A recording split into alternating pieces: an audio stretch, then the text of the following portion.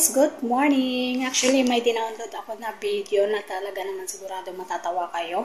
So, yung lang nalaman ng English ng mga utot ng mahina, malakas, at nakakamatay na utot.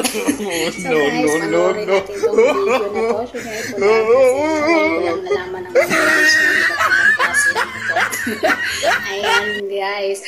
So, kapapanood ko lang nito, bahala kayo kung matatawa kayo o hindi. Pag ibig sabihin na hindi man kayo natawa, ay wala kayong kabuhay-buhay at wala kayong energy. Ayan, sigurado. Pag hindi kayo natawa, sigurado bigo kayo. Bigo kayo. Bigo sa pag-ibig o sa anuman. Ewan na lang sa inyo kung hindi kayo natawa sa mga video na to. Tignan nyo guys, panoorin nyo.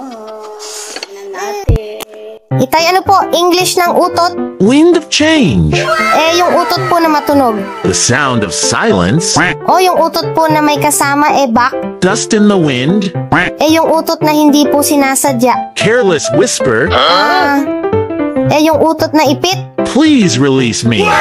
Yung utot na sobrang bantot at nakakahilo. Killing me softly.